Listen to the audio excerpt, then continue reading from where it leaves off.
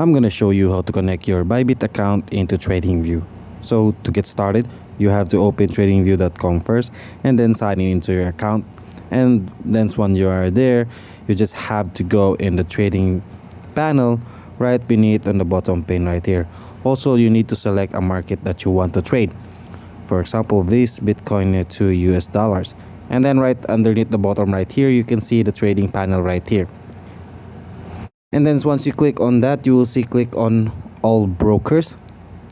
Since we need to find Bybit account, so we need to click on Bybit. It's already here at the top choices, so I have to click on Bybit.